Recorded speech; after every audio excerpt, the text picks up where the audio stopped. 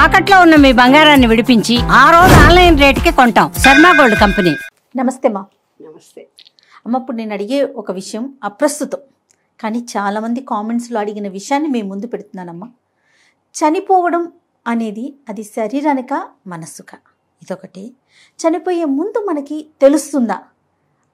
అంటే కొంతమంది ఒక హాఫ్ అన్ అవర్ ముందే కొన్ని సిమ్టమ్స్ తెలుస్తాయి, ఒక 15 నిమిషాల ముందే ఆ మనిషి చుట్టూ వాతావరణం ఎవరైతే ఉంటుందో ఆ జీవానికి తెలిసిపోతుంది అని మీరేం చెప్తారమ్మా? ఎస్, మా అనుభవంలో కూడా అనుభవాలు ఉన్నాయి నాన్న. కౌన్సిలింగ్కి వచ్చినప్పుడు ఒక కేరళ వాళ్ళు నా దగ్గర కౌన్సిలింగ్కి వచ్చారు. ఒక పిల్లగాడిని తీసుకొని వచ్చి మేమంతా స్విమ్మింగ్లో ఛాంపియన్స్ మేము.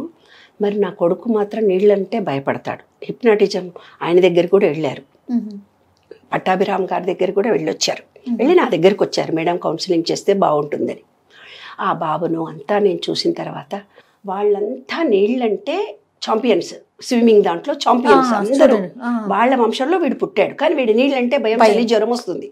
హిప్నాటిజం చేయించారు, అదిరిచ్చారు, బెదిరించారు, కొట్టారు, ఎన్నో చేశారు వాడికి, అయినా కూడా నీళ్ళంటే భయం. అప్పుడు నేను అర్థం చేసుకున్నాను, చనిపోయే టైంలో వరదలో కొట్టుకుపోయి చచ్చిపోయాడు. కానీ పుట్టేటప్పుడు చనిపోయే టైంలో మన భావాలు ఎలాగుంటాయి?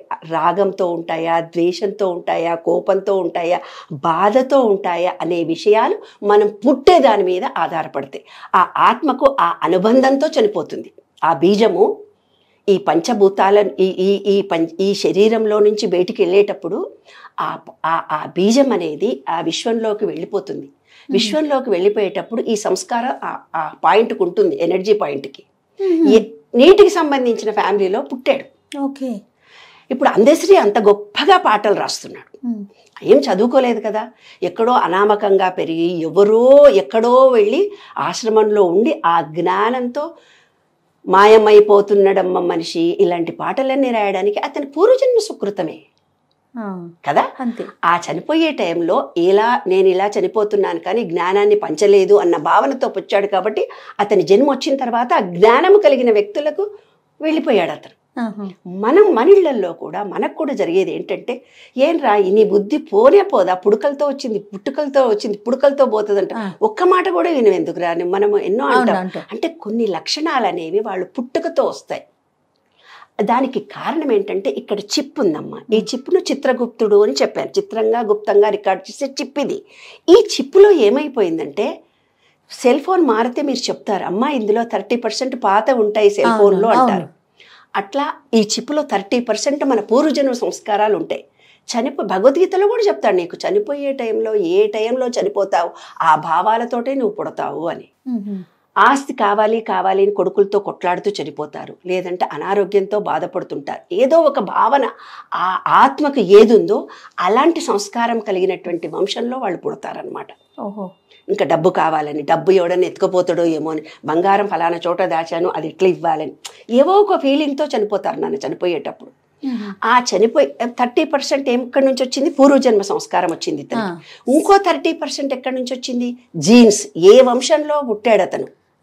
కార్పెంటర్ వంశంలో నుంచి పుట్టాడా, ఇంకోటి ఏవో కులాలు చెప్తున్నారు, మనకు తెలియదు ఎందుకు. ఏవో ఒకటి ఆ వంశంలో ఉన్నటువంటి జీన్స్ 30%. ఏ వ్యక్తి అయితే ఎక్కడైతే పెరిగాడో కొన్ని భావాలు, నమ్మకాలు, విశ్వాసాలు ఏర్పరచుకొని పెరుగుతాం మనం, పెరిగిన వాతావరణం, అవి ఒక 30% వస్తాయి. కాబట్టి మొత్తం ఒక వ్యక్తి యొక్క లక్షణం ఎక్కడి నుంచి వచ్చింది? అతని ఈ 3 డిపెండ్ అయి ఉంటాయి.